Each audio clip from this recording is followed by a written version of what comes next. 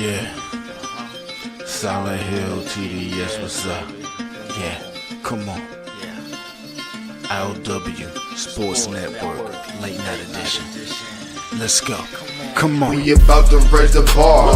Wild card mark. Everybody grab a seat, cause you know we about to spark. Late night sports talk. Modelo Le Cigar. Man, you don't wanna start. Wild card mark. We about to raise the bar. Wild card mark. Everybody grab a seat, cause you know we about to spark. Late night sports talk. Modelo Le Cigar. Man, you don't wanna start. Wild card mark. Hey. L Boogie with the hot flame, ashtray full of top names, little tree for your membrane. This the 9-hour time frame. I just snatched up a 6-pack, got my hands on a lid pack, whipping up a little batch of snacks.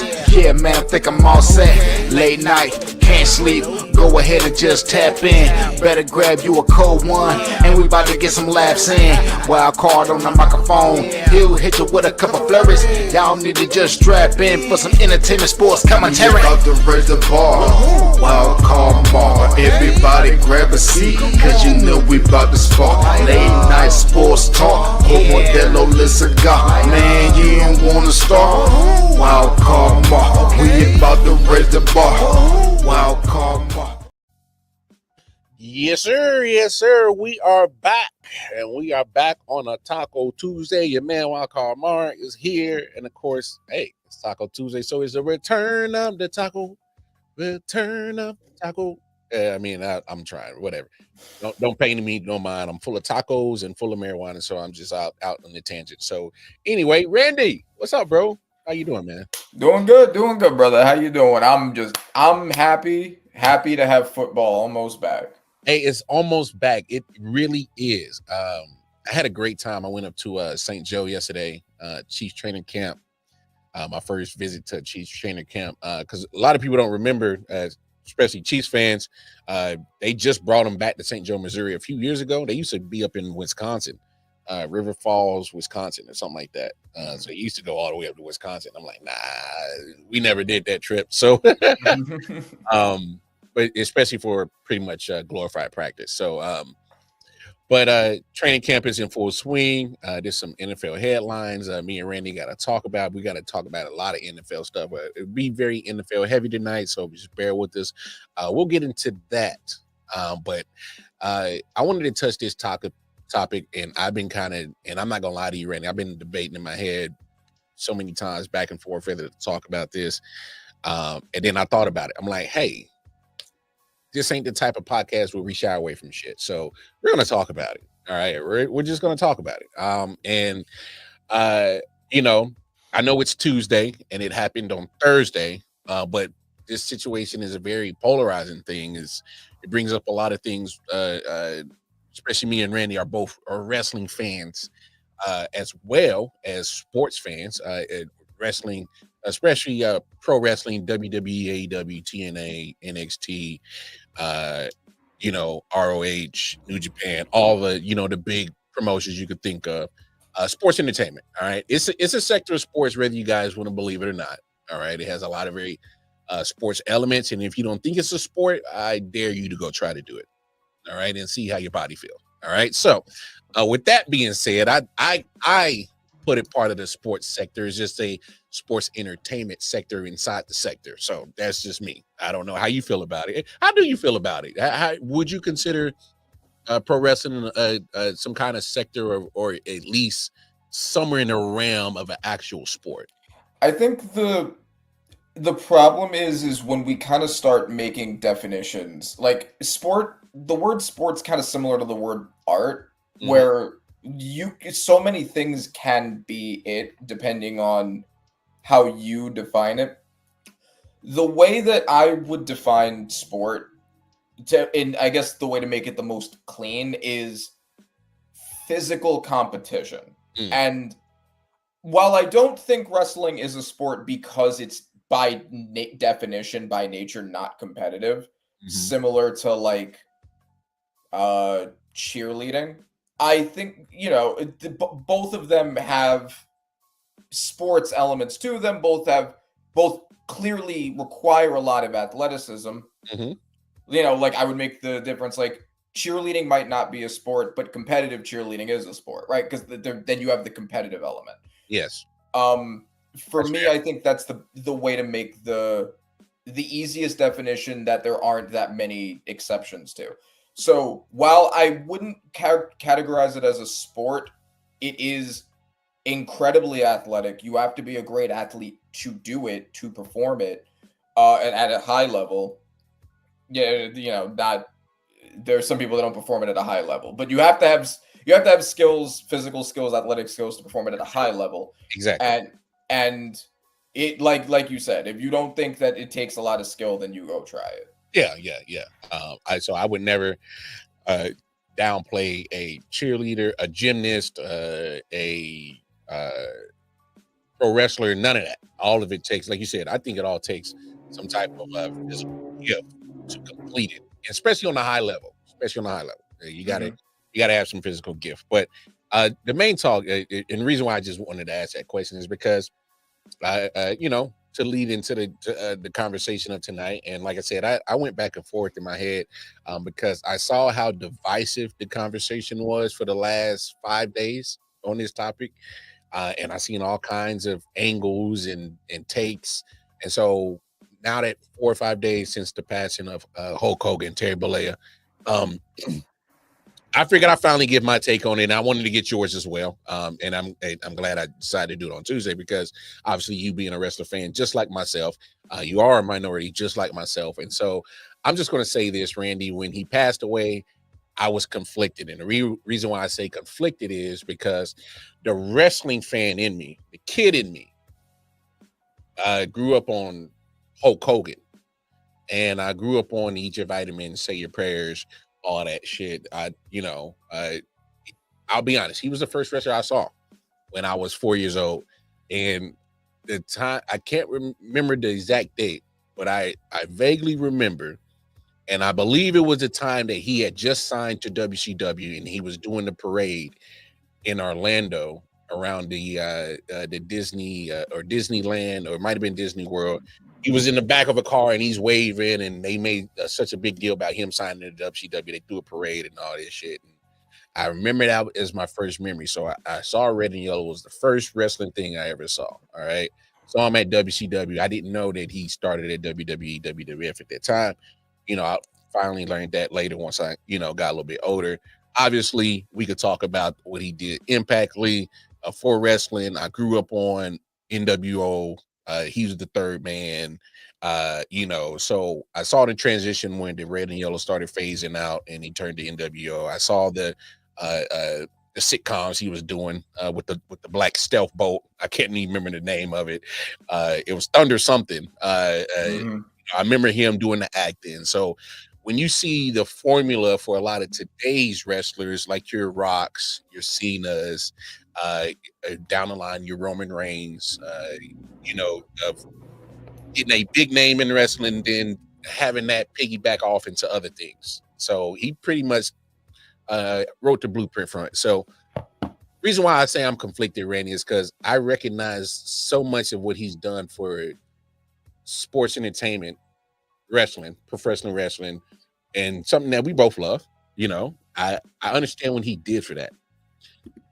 The black man in me remembers that phone call that got leaked, his Donald Sterling situation. All right. I get it. He was in the privacy of his own home, but somebody didn't like him that much. They said, "Oh, you talk like this, I'm about to expose you." All right. So he had a Donald Sterling moment. All right.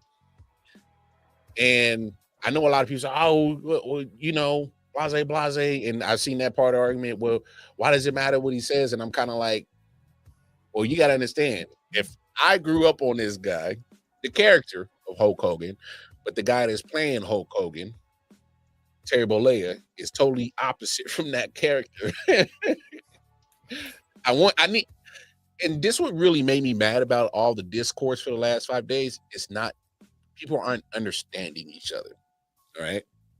I think there's a conversation of people understand the impact of what he does or he did do for WWE, AEW, whatnot, sports entertainment, wrestling. We understand that. It's, where do you separate character from real life? Character and the real guy. You know what I'm saying? Yeah. Is that fair to understand? Or what, you know, I'm pretty sure you definitely understand. I'm just talking about from the conversation of the discourse for the last 2 weeks. I thought that was missing from the discourse, was just understanding. You can appreciate what someone contributed without letting that change what you think of them as a person. You can absolutely separate both. I don't see why people have such a difficulty separating these two. Personally, Hulk Hogan was a piece of shit. Like that's just the reality. He was a bad person. He was a piece of shit. Terrible layup. Terrible layup. Yeah, but that is Hulk Hogan, right? So yeah. Terry Bollea was a piece of shit. He was a racist, not even just like a casual racist, which is, not defending casual racism, but he was a very racist person. Like more came out afterwards about the kinds of things that he said, that he didn't even want to see his grandchildren because they were mixed. Like he very racist guy. He didn't have a relationship with his daughter because of it. Also, all the ways in which he stepped over people to benefit himself in his business life, which, that's, get your bag, whatever. Like that by itself wouldn't bother me that much. But if you combine it, like he was a very selfish, very bad person. He was an adulterer. He fucking, one of our last memories of him is him on the Republican National Convention, shucking and jiving for Donald Trump, right? Like he wasn't a good person. Like that's just the reality with him. And you can say, and I don't understand why this is so difficult for people to say, he was a piece of shit, but he also contributed a lot to wrestling. Those things can both be true. And there's no contradiction between those things at all. You can even be sad if I'm not sad about his death, but if you grew up on him, because I was, a little bit younger, I didn't really have that connection with him anyway. Yeah. If you grew up with him, you can even be sad about his death while also recognizing, especially as a black man, but like fuck that guy, right? Like I appreciate what he did for wrestling as a fan of it, but also fuck that guy. And there are lots of examples of that. Lots of artists, athletes, celebrities are, came to my mind. What's up? First one that came to my mind in what you just said. A lot of people that this can apply to.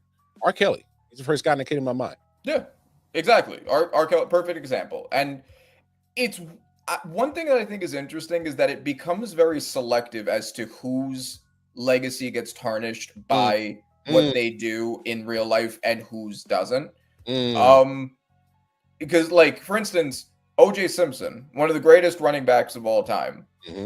When you think O.J. Simpson, that's not the first thing you think of. And he died too. Yeah. But nobody thinks O.J. Simpson the running back. They think O.J. Simpson the murderer. Michael Jackson is kind of in a weird halfway point where people recognize him as one of the greatest musical artists of all time, but also he was probably a pedophile, right? Like, and you can very easily have both of those positions. Fuck this guy, the person, but I love what he contributed to art and music and culture. And they're not connected to one another. The fact that he was a bad person doesn't in any way change what he contributed to art and music and culture. But it also means that that stuff shouldn't cloud what I think of him as a person. I think you can do both. Lawrence Taylor is really hard for me, right? Like, as a Giants fan, arguably the greatest football player of all time was a Giant. Yeah. And because of that means a lot to me. But he was a very controversial figure. There was the whole thing with the 15-year-old prostitute. She claimed on the stand that she lied to him. He seemed to be very remorseful. I don't think it's necessarily to the extent of OJ and Michael Jackson based off of the context, but it's enough where it's hard for me to celebrate him because there's that it's hard. I think that people should be more willing to be like, yes, I like what you contributed to art, and also fuck you, and these things aren't a contradiction. Well, I think one of the posts that I actually said, and I didn't do much. I think what I said was I loved Hulk Hogan as a kid, but fuck Terry Bollea, and I worded it just like that. Yeah, I think that's exactly the right way to approach it. And I don't want nobody to get anything misconstrued, because I'm not mincing my words. I was not one of those people that was like, oh well, glad he's dead, fuck him. I wasn't one of those people. I was one of those people. But I understand. And one thing that really killed me about the discourse for the last few weeks is the people say, oh, you can't say those things because God don't like this and that. And I was kind of like, well, why are y'all trying to censor people when they can and can't say their feelings about an individual, but you're not hearing why they're saying that? And the reason why they're saying that is you was silent while he said those things, but now you are loud out and up in ears. You can't say that because he's dead. And I'm just kind of like, we're picking and choosing that line of when to have morality, and it kills me sometimes. And another thing that killed me on the discourse is those same people who introduce God. Oh, you should forgive him. God says you should forgive. And then I'm like, okay, let's take that same ideology that you have of your God. Would God approve of Terry Bollea and have a seat waiting for him in the gates of heaven? And I don't think he would. If we're going by your principles of when you bring in, because Randy, I've seen it all. I've seen the whole discourse over the last 5 days from every angle, from different people, different backgrounds, different races, and they've all said, I've heard so many different things. And I'm just sitting back and looking, I'm like, when the people throw in God in this, my first rebuttal is that same God that you believe in, would he have saved a seat for Terry Bollea? So there's a couple of things that I want to address in that, because I am a Christian, and I do have very strong convictions when it comes to the concept of forgiveness. So first of all, I don't think that there should be this kind of blanket sanctity around death where once someone dies, our perception of them has to change, because it doesn't, right? Like, they did what they did. The fact that they died doesn't change anything. We were also so selective in the way that we do that, because O.J. Simpson, his legacy is still as a murderer. The fact that he died, people didn't start all of a sudden thinking of him as a football player again. Oh, they still felt about him the same way. Right, exactly. When R. Kelly dies, we're not going to all of a sudden think of like, oh wow, the great R&B singer. Like, no, he's still going to be that R. Kelly. Yeah. Whereas, I don't know, someone like Michael Jackson, for instance, because I gave the example of him before, his legacy did kind of get scrubbed. People did start talking more about his music, less about the child abuse allegations. Oh, yeah. It does seem to be kind of random when we decide that. And the main reason I think is because if your identity changes while you're alive, it will carry over when you're dead. But if people are still litigating it until you die, you didn't change it. Yeah, it just gets erased. Now, as far as the whole forgiveness thing, I do believe that God forgives. I do believe that all people, even the worst people, are capable of being saved. But if you're going to invoke God and you're going to invoke Christianity and like more specifically Christian concept of repentance requires you to own up to your sins, to accept Christ in your heart, to recognize you have done something wrong and make an effort to change yourself. We have no indication that Terry Bollea made any attempt to change himself. We have no indication that Terry Bollea recognized there was anything wrong with what he did. I mean, when he was with that whole speech in the locker room, it wasn't, I'm sorry I was a racist, I was wrong. It was, be careful if you're being recorded. So I don't think that he thought there was anything wrong with what he did. So why would I forgive him when he didn't even ask for forgiveness? That's the important part. I think that a person is totally capable, if they take the work and own up to it, of being saved. But yeah, we have no indication he made any effort at all. Some great points right there, bro. Hey, that's the reason why we're having an open discussion. We're not bashing nobody. All right, we're just having. We're sports fans. We're both wrestling fans, and we're just having different perspectives. All right, that's all. I just thought it should have been more understanding, especially for those who were not quick to say, "Oh my gosh, R.I.P. Hulk Hogan." Also, I want to make another point. Speaking of the selectivity of how people's legacies are affected by certain things, when Ric Flair dies, we better have this exact same conversation. Oh, we are. Because he was also a racist and he was a sex predator. So when he goes, I don't want to hear the same black folk that were like fuck Hulk Hogan all of a sudden being like R.I.P. Ric Flair. They're the same. I hear you. Yeah, Vince McMahon too. I hear you. No tap dancing for none of them. Look, you're absolutely right. And that was the one thing that I took away from the last 5 days of the Hulk Hogan discourse is we got a couple more. It's going to be the same situation. You just brought up the same names that I was thinking that we're going to have that discourse. It was almost the same discourse when Kobe passed away. There was some discourse around his name when he passed away. Yes. And that one's obviously harder because we know that he had the allegation. I think there was only the one. That might have been two. If I remember, it was only the one. The one, and then it settled out of court. So we don't know much. Settling out of court can be kind of suspicious. I know that we thought it was when Deshaun Watson did it, but we don't know. And that's what makes Kobe complicated. We don't actually know. We don't have as much evidence as we have with these other people. Exactly, because his did not come with criminal charges. It didn't come with.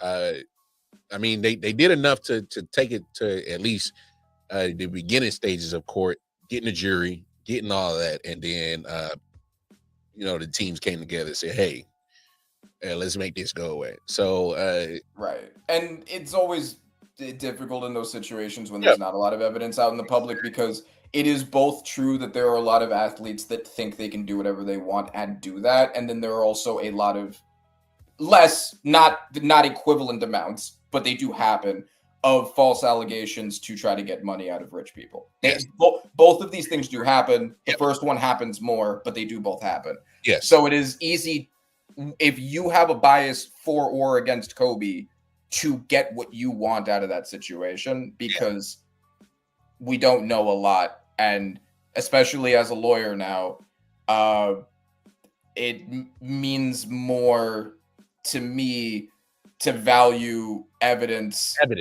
Yes, before jumping to conclusions. Of course. And the court of public opinion needing to step back. Until there's evidence. No, literally, you just said you just said the golden words. Yes. Is the court of public opinion, and I'm kind of like, I get it. We want to always put our take on things, but you need evidence, you need proof, you need and not just when it comes to actual, whether civil or criminal or judicial things. I'm just talking about even just our regular just sports talk. You need proof that it happened. Mm-hmm. You need the evidence that you saying he's the GOAT at quarterback? Well, I need you to tell your case on why he's the GOAT at quarterback, and you need to come up with actual valid reasons why he's the GOAT. Mm-hmm. He's the GOAT at basketball. All right. Well, where's your proof? Where's your evidence? He's the GOAT at baseball. You got proof. Otherwise, you got feelings. Yep. And that's my whole thing going back and forth with Bones, which hopefully will eventually get settled. Nah, that ain't getting settled. You know that, right? When we actually get to go face to face and I get to smoke him with my evidence, and he gets to come back with his feelings. That's why, because one of the things they always accuse me of, and one of the things that I always try to they accuse me of being a pure stats guy that doesn't care about context, and that's not true. But no, look, I've had many debates with you, Randy. yeah, And I feel that you are the type that knows when stats applies and when you can actually just go off what you saw with your two eyes. I've had enough conversations where you know the balance. You like, all right, I know what my eyes are telling me, but are my eyes really matching up with the actual evidence of the certain things that come with that? right, exactly. The point is, I think that a lot of the arguments for why Kobe is the GOAT from people who argue that kind of go down to things like Mamba mentality, killer instinct, whatever. And then when you show them data to say like, no, actually LeBron did this much more or Steph did this much more, objectively speaking, there is more to support them over him, then they'll be like, I ultimately stats are very important in making the conversation because they ground your argument. They ground okay, we have a shared reality. This is the objective reality. Now we can build on it with the context, but we can't just pretend it's not there and ignore it. This is the objective reality. There might be reasons why it looks like this. Yeah.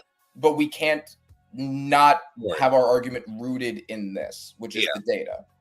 And I've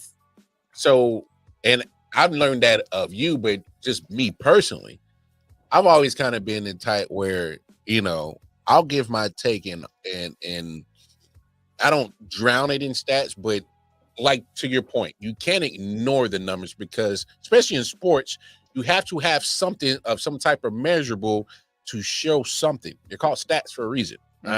They're numbers. Yes, they are. And is it about 100% in everything that should be about your conversation? I don't think it should be about your conversation because I put it to you like this. If a person, it just happened to me many times on Facebook, and I'll just politely tell a person, all right, you got it. I'm stepping away. It's because I can tell you're 100% numbers driven when you start talking about on every third down, Troy Aikman and Dak Prescott are so much better than Patrick Mahomes on the third down. And I'm like, okay, when you start trying to break down every goddamn thing into a certain number, I'm like, all right, you're just talking numbers, and that's fine. Those for the real analytical people. I'll let them have that. All right. I just think analytics, numbers, has a place in sports, whether it's the actual physical stat sheets or sometimes involved in the actual conversation. Because sometimes you can only go by numbers to see where certain people perform well or perform bad at. And it doesn't take away from their greatness or legacy for me in this conversation, because we've been having it for the last week and a half. It doesn't take away from Kobe's greatness or legacy because he didn't shoot the three as good as Steph. But I can say, if we're having that conversation, who's going to be the better 3-point shooter, I got the numbers and the facts to say that Steph was the better one. Yeah, of course. And I also, it's, if you're going to use stats, I think a lot of people, because they don't fully understand them, will go just by like certain base stats, or they'll cherry pick stats. And that's kind of when stats become the biggest problem, is when you're cherry picking them and not applying to the whole. Like, that's why we have advanced stats, right? Like, it's to get the full picture. You can't go by just how many passing yards or how many passing touchdowns they had. Like, okay, well, how many games did they play? How many snaps did they play? What's their touchdown percentage? Who were their weapons to throw to? What defenses did they play? Right? Like, you need to add, you need to build more. That's not ignoring stats. That's using a full picture of stats. That's using multiple stats to come to a conclusion rather than just relying on certain cherry-picked ones. Yeah, I got you. Hey, you make a lot of sense right there, man. That's part of that that I guess situations of sports debates. You gotta, for me, it's just if you understand exactly what you're talking about when it comes to the like you said, the context of the conversation, apply whatever rules you go by. But at the same time, you can't always expect people to just feel or agree to, to what you're saying. Is I just think there just needs to be an understanding, and to bring it all full circle, as we put the pin in the Hulk Hogan conversation. It should have been more understanding. I'm glad you said it, bro. 1,000% agree. We better have these same people that felt that same way about Hulk, and unfortunately, a couple other people coming down the road that's got to have those same sentiments. So, yes, 100%. And also, just to put a pin in the stats conversation, a perfect example that you're going to appreciate is all the talk around Patrick Mahomes. All the talk like, oh, Patrick Mahomes is falling off. Look at his stats from 3 years ago as opposed to now. This is the counter to when you're not applying stats with enough context and you're getting the wrong picture. Yeah, Patrick Mahomes didn't have the same crazy stats that he did. He also 2 years ago had the worst wide receiver core in the NFL, dropping all of his passes. So that's going to affect your completion percentage. That's going to affect your third downs. It's going to affect your passing yards.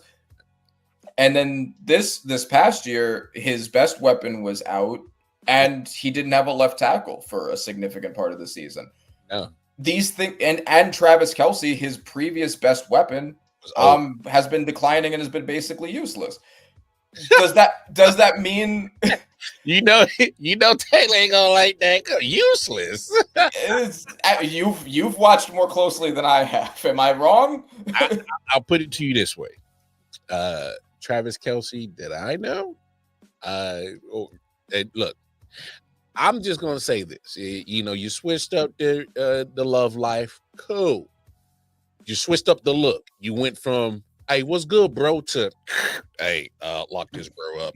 And I'm just saying, you went from the hip hop look to the fade and the beard to you look like a guy that definitely turns off his body cam that quick. All right. And so, and they forgot how to play football because of it. Physically, he didn't look in the best of shape. Obviously, I'm not going to talk and be like some of these reporters were like, "Oh, you're so." No, he's a premier athlete. He'll be in his out of shape will be way better than my in shape. So I'm not going to. All right. So of course, yeah, him out of shape is still in like the top 90%. So I'm not going to be one of those try to no. The fact of the matter is you can tell as a football fan, you can tell that he just wasn't moving the same way. But I will say this: he looks damn good when I saw him at training camp yesterday. He doesn't look like a 34-year-old. I'll say that. So okay, all right. Well, that's good. But like, do you agree with what I'm saying? Where I don't think that you can look at everything and conclude that this is because Patrick Mahomes is worse, as opposed to he's been in not a great situation and has still, despite that, managed to win one Super Bowl and get to another. Yeah. And see, that's the thing, Randy, is people who are Chiefs fans like myself, we've been having this conversation since Tyreek Hill got traded or he left. We've been having this conversation, like, what his offense going to look like? And it was going to be that more try to kill people by 1,000 cuts, death by 1,000 cuts. We knew that was going to be. We knew they were going to try to take away the deep ball. We knew that. It doesn't really matter what we think. It's really what y'all think. You guys aren't the Chiefs consumers. So this fan base is for other 31 teams. There's NFL fans all over the NFL. And until those people like yourself understand the actual football context of the situation, and it's literally for everybody outside Chiefs Kingdom to really understand. And so,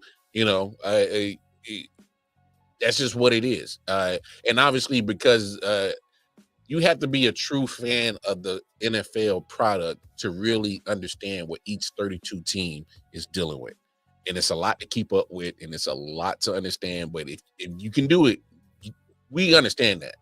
Like, I do my best to try to keep up with all 32 teams. Obviously, it can be time consuming, but for the most part, it's not one of those things. I saw you on prime time. I know how your whole team is for the whole year. No, you don't. You saw one prime time game. Right, exactly. Yeah, exactly. That's the point. And I mean, like, even with the Super Bowl that he made, you could look at Patrick Mahomes' stats in the Super Bowl and be like, wow, Patrick Mahomes played like shit. Like, okay, but if you actually watch the game, it was he has both the top 2 Super Bowls where the quarterback was pressured more than any other Super Bowl in history. He has both of the top 2.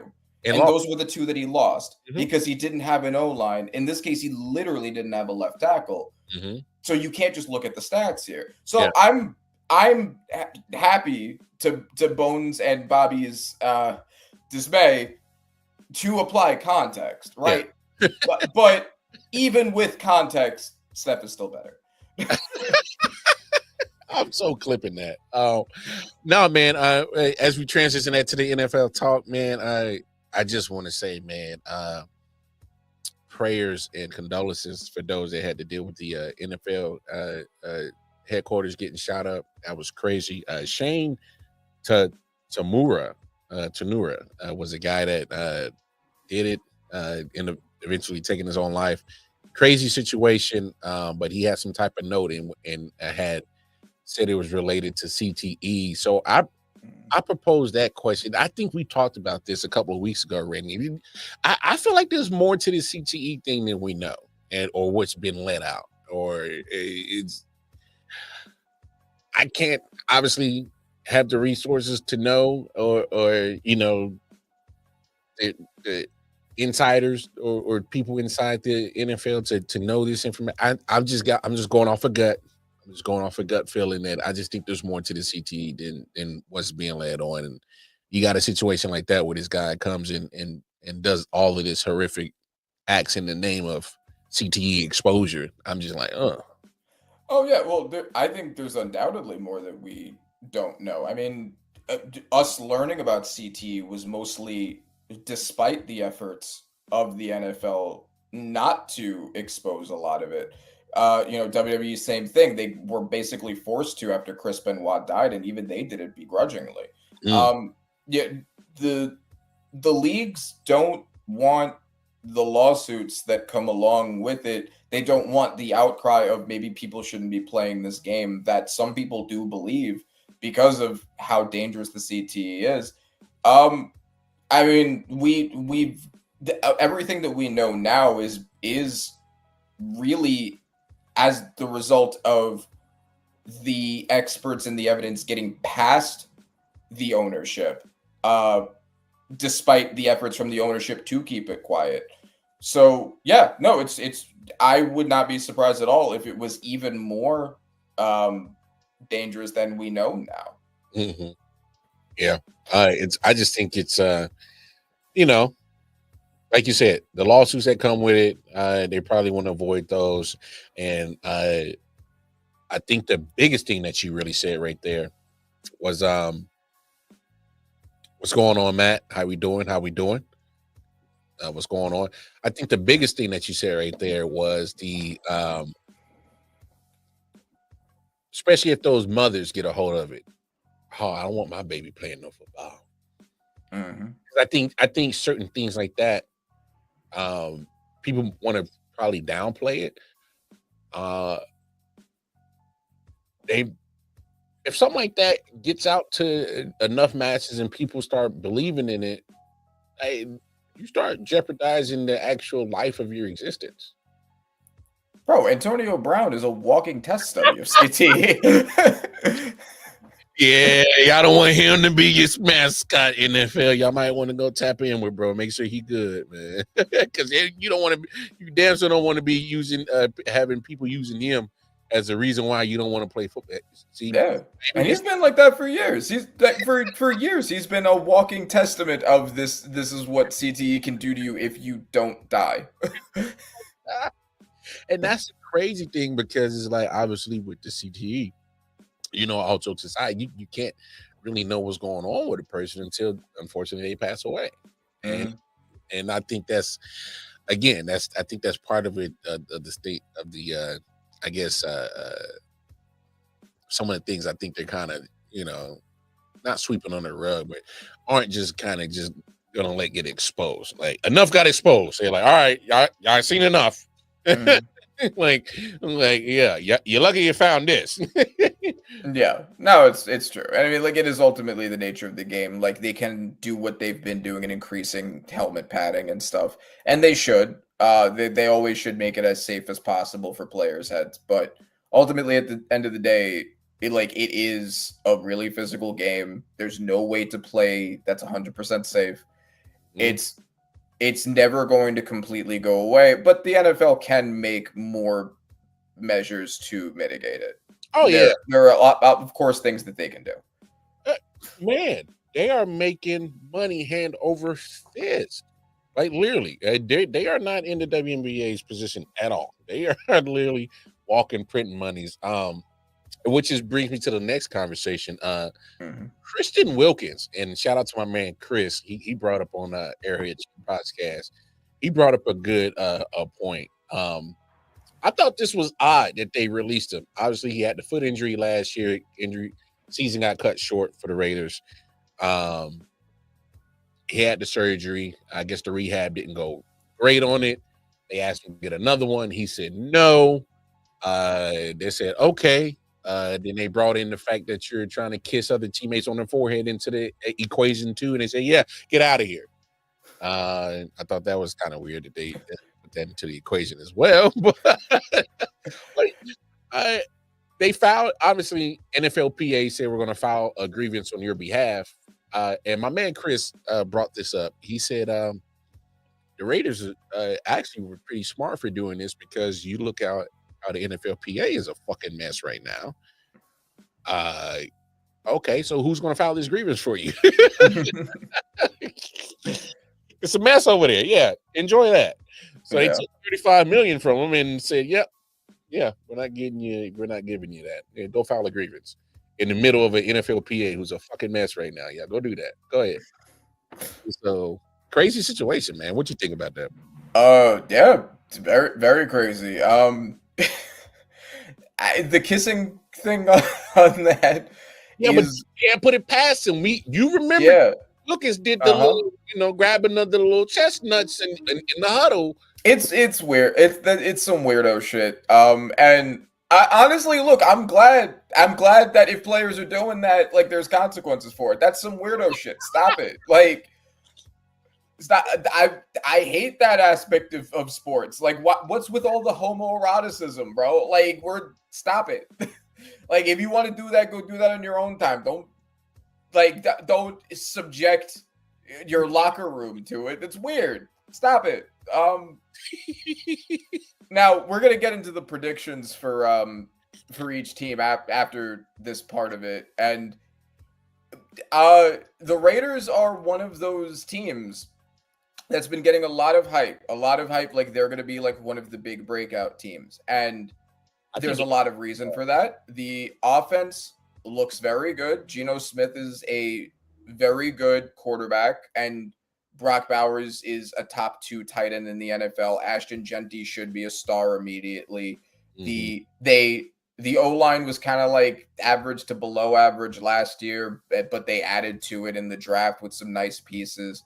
The offense could be good. I mean, the wide receiver room's kind of, whatever, but if you got Brock Bowers, it's not that big of a deal if your wide receiver 2 is just, solid or okay.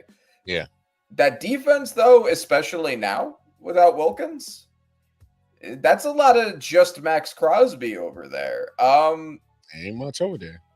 Pete Carroll, the godfather, the grandfather of the Legion of Boom, is about as good of a coach in the Raiders situation as you can get because one, the Geno Smith connection, that he was the one who helped resurge his career, and also there aren't a lot of coaches that have more history with turning secondaries into monsters, and that is the Raiders' biggest weakness. So I love Pete Carroll for them. I think he's the best person to get the most out of that defense. But Sean Payton did that last year with the Broncos, who didn't have a lot of like star talent outside of Surtain there either. But that is a lot. That is a lot to overcome. That now, outside of Max Crosby, you don't have a lot of clear talent to build up, and you're kind of going to have to take guys who haven't really been proven and make them into something in a year. Man, the Bengals and the Raiders going to be in the same boat. They're going to be in shootouts every fucking week. Yep. Yeah, I think so. And I've said that about the Commanders. I think they're in they're also in that same situation. So yeah, I mean, so what do you think? What do you think about the Raiders going into this year? Do you think that they have a chance to be one of the breakout teams? If you look at their front side of the schedule, pretty favorable in the first 7 weeks, I believe. Yeah. And so I think last time I looked at the schedule, I was like, hell, these jokers might be 5-2 by the time they see the Chiefs in like week 8. So for the Raiders, it depends on how they finish the season, because I think they got a good chance schedule wise. Especially with Pete Carroll, obviously being in my opinion, like he's a Hall of Fame coach. Former Super Bowl winner, should have had 2 had he just ran the ball, but that's another conversation. We can definitely talk about his resume as in he researched or resurrected a USC program. However he done it, he did it. All right. It may not have always been 100% legal, but he did it. All right. And just, what he did for Seattle. I mean, Seattle, that franchise was, outside of Mike Holmgren, you really don't think of too much there. Steve Largent, other than that, he ain't got too much to really brag about in anything Seahawks related in NFL. So he definitely brought some validity to that franchise. So, and like you said, pair him with Geno, who he was able to I guess resurrect in Seattle. But then you kind of saw what Geno turned into post Pete Carroll, where right, and a lot of that was also having like a bottom 3 offensive line in the NFL. That's true. Once Pete Carroll left, yeah. So there's reasons for that too. I do think that he's now going to be in a more favorable situation. He's not going to have the weapons group that he had in Seattle when he was there before they decided to throw that away. Yeah. But Genty and Bowers, not a good. And the O-line should be at least like average-ish, which is much better than Seattle's has been. Yeah, because I'm telling you, man, having Ashton Genty and the Brock Bowers should easily change a lot of people's perspective on what your offense could possibly be, especially when you have that running back threat who he's going to command 8 in the box. And obviously, if you don't put 8 in the box, he'll run all over you. But if you put 8 in the box, then that's when Brock should eat. All right, cool. You think you're going to stop Ashton? My turn to eat. And so that gives you at least a foundation of a good 1-2 combination offensively that can build around it from this point on, because they gave Geno a 3-year deal. So Pete saying Geno's my guy, and they really didn't do much post past Geno to say that there's going to be a threat at their quarterback position. Yeah. So. And also, Jacoby Myers is solid. He's a solid, what would essentially be a receiver 2, not a wide receiver 2, but a receiver 2 after Bowers. And I really liked Jack Besh out of the draft. I think that he has a lot of promise. He could end up being something, especially being coached by Pete Carroll. Dante Thornton later on in the draft looks like he could be like a nice piece there. Like offense, I don't have a lot of issues with this. Could be a very fun offense to watch. It's the defense that's the question. Yeah, exactly. They got to stop somebody. Yeah, and that's part of the game. You just can't play offense all damn game. So but yeah, let's jump into these predictions because we've done enough yapping as is. How you want to break this down, predictions wise? You want to go over, who you think is going to win division? So we can go division by division if you also want to flash the one that I sent you, my fun wild predictions. We could go division by division and then we can end with that. Yeah, let's start with that. We'll go division by division because I'm gonna pull up the your crazy pick that you did because that was wild, bro. I was like, oh yeah, they're gonna try to hammer you on this one for sure. Yeah, but it's I can back. I had some fun with it, but I can back it up. All right, so division by division. So since we're already talking about the Raiders, let's start with the AFC West. I know that some people are saying that they think that this is going to be the Chiefs' year to not lead the division. I think that that's just kind of people having wishful thinking because people don't like the Chiefs just winning all the time forever. They went 15-2 last year. They went 15-2 without Rashee Rice and with a declining Travis Kelce and not having a left tackle for a lot of the season. That team still went 15-2. Yeah. And they went 15-2. They would have gone 16-1 if it wasn't for sitting their starters against the Broncos because they didn't need them anymore. Didn't need it. So, hey, Randy, stop talking football logic with these people, all right? We're trying to stay under the radar as one of the best dynasties of football, all right, over here. Right, yes. My apologies for saying that the team that's been good is going to still be good. So yeah, I'm not doing a crazy hot take of them not winning the division. They're almost definitely going to win the division. Chargers, Broncos, and Raiders all do still look very good in different ways. The Chargers now still, I don't know if Trey Harris is going to be the wide receiver to complement Ladd McConkey. That is their biggest weakness, is just having Ladd McConkey as a receiver. Hopefully Trey Harris can be that other guy.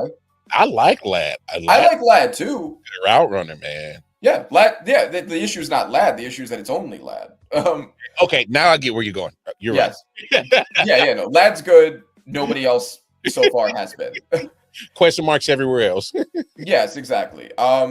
Justin Herbert's still a great quarterback. We'll see in the playoffs, but since we're just talking record at this point, great quarterback, had his best season last year under Jim Harbaugh.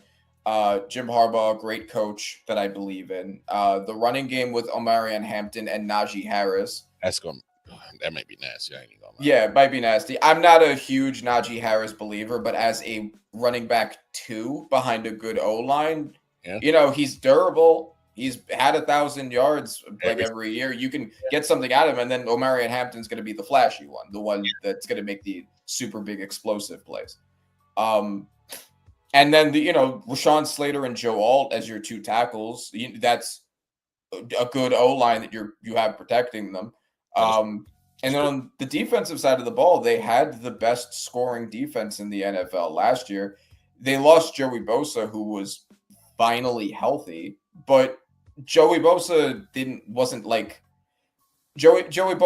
the reason they were that good. I'm not worried that losing Joey Bosa is going to be a dramatic downgrade for them. I also really liked them getting who did they get in the draft? They got another edge. 2025. Who did they have? I will say, as you look that up, on Joey Bosa's part that you bring up, Kyle Kennard. Anyway, but go ahead. No, I think Joey Bosa, like you said, often injured, high price tag, so they pretty much just saved a roster spot and saved a lot of money by moving off of him. That's just my opinion. Yeah. Sorry. Yes, I agree. I actually thought that was a good move for both teams because they got rid of all the cap that wasn't going to him being on the field, and the Bills ended up getting Joey Bosa for very cheap and on a 1-year deal where he has to like prove if he's worth anything more. So it's a low risk, high reward pick for the Bills. Made sense for the Chargers too. I thought I liked it from both ends. Mhm. What was I gonna say? Yeah, so Kyle Kennard, who I liked out of the draft. I don't know if he's gonna be a world beater immediately or anything, especially being a lower round draft pick. But Jim Harbaugh, having him side by side with Khalil Mack, it gives him favorable matchups while Khalil Mack is taking the big ones. Yep. So I like that for them. Derwin James, a top 5 safety in the NFL, who was Win really on the leading field. that defense. Win on the field. Yeah, went on the field also, right? Yeah, that he has that problem too. They have a solid corner group. Like the defense should still be really good this year. I don't think there's a lot to be concerned about with the Chargers, especially if Trey Harris ends up being a good wide receiver next to Ladd. Broncos, one of the most complete teams in football, which surprised everyone from last year. One of the best coach teams in the NFL, if not the best coach team, because he took all of those players who were low round draft picks, no names outside of Patrick Surtain, and turned them basically all into juggernauts. I don't remember anybody talking about like how great Nick Bonito or Quinn Miners or Zach Allen were before last year, but Sean Payton turned them all into soldiers. So, and then he got Dre Greenlaw, he got Tufanga, you got Evan Ingram to help in the passing game. Yet another team that I think, with the great defense, the great O-line, Bo Nix looked really good last year. You did. That's another team you got to worry about. I think all 3 of those teams are damn near guaranteed to make the playoffs. Raiders are the only one that are kind of questionable, and it's just because of the defense. But even they have a shot at potentially getting like a 7th seed. I wouldn't rule them out for that. What do you think of those? What do you think of the AFC West right now? I think the Broncos are going to be the Chiefs' biggest competition for all the sentiments that you said, and it's definitely because of their defense is going to be damn good, especially secondary wise. I think they literally looked at every transaction the Chiefs did and said, "Yep, go get more D-backs. Yep, we'll get more D-backs." And they keep adding more D-backs to their defense to go along with Patrick Surtain. So I think my biggest question mark on them is, can Bo repeat last year? I got to see more before I go full in Bo Nix, because there were some times last year where I'm like, all right, the guy has balls of steel, and then there was times last year where I'm like, oh yeah, this guy's beatable as hell. So it's kind of like you can't continue to give me the mixed feelings. You got to be more consistent, and for a quarterback, you need more consistency on, hey, this guy's good. But you can't be consistently giving me the mix up and down of good play, bad play. That's how you end up becoming a backup or out of the league real quick in the NFL. So, yeah, I will say that I was one of those people when it came to Trevor Lawrence and when it came to Jordan Love, we're just like, this is too inconsistent. Everyone is ready to anoint them as the MVP, and then they both ended up staying inconsistent. Trevor Lawrence is downright bad now. Jordan Love is just inconsistent. Bo Nix might be that too. I think that there was a cleaner progression where he was bad at the beginning and then good at the end. yes, Gives me some promise to believe that maybe that's his new normal. hopefully. And he has as good of an O-line as you can have to work behind, right? Like it's not a CJ Stroud situation where like he's now going to have to deal with all of this shit while also getting his head blown off constantly. Yeah, not at all. Not at all. Yeah. So I think Bo Nix is still going to be good. But yes, I agree that I'm not ready to say that he's a great quarterback yet. He needs to do it again. Yeah, he got to do it again. I think the Chargers come in third. I don't think they'll have enough offense. Trey Johnson is a bust to me. I'm sorry. Okay. No, Quentin Johnson. Quentin Johnson's a bust, yes. Yeah, the wide receiver that they drafted a couple of years ago. the same draft that they passed on Zay Flowers to go get Quentin Johnson. So I'm throwing that out there, Chargers fans. Don't forget that. Yeah, and they also lost Josh Palmer, who wasn't that great to begin with. Yeah, but he was their best wide receiver until Lad McClarky came in. Right, which wasn't saying much. Like he would have been a wide receiver 3 on a lot of teams, and he was their best receiver until Lad got there. So like they really need Trey Harris to step up. The moment you lost Keenan Allen, who yes was often injured in the Chargers, but damn good route runner, great hands. You lost Josh Palmer, Mike Williams, big guy, couldn't stay healthy. He retired. He came back and said right before training camp, said, "Nah, I can't do it, bro." Crazy, nasty work that was.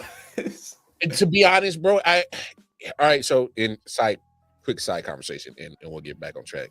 Yeah. I just think a lot of these players are starting to realize, damn, I can't continue to put my body through this shit. I just think a lot of players are starting to get smart about their bodies. That's all. Yeah, and Mike Williams, it's a good candidate for that because he was injured all the time. Like, yeah, if anybody needed to retire, he was on the list. Yeah, no. So, he wised up and smartened up, and he wants to walk post NFL career, which is smart on his end. But it leaves the Chargers with one less reliable person to throw the ball to because Mike Williams was one of Justin Herbert's favorite targets. So, and he was without him last year, and I think that kind of I don't want to say affected him. I mean, they still won 11 games, but I just don't think you got enough. Lad, I love Lad. Like you said, Omarion Hampton, cool. But what are you going to do when I double coverage Lad and throw, 9 in the box? Yeah, I think. Okay, so you're saying Broncos 2, Chargers 3, Raiders 4. Mm-hmm. I'm slightly flipping Chargers and Broncos, although I think they could. That is very close. Just because I believe in Justin Herbert more than Bo Nix at this point. And also, the Broncos don't have a great receiving core either. That's also their biggest weakness. Courtland Sutton is solid. After that, you got Mims, who's solid. Not a really reliable group of pass catchers there. Evan Engram should help, but even he's just solid. Unless he's having the dropsies. So. Yeah, okay. All right. So you're saying Broncos 2, Chargers 3. I'm saying Chargers 2, Broncos 3. Let's do NFC East now, my division. As much as I want the Eagles to not be first, they got to be first. Very unfortunate. They will be.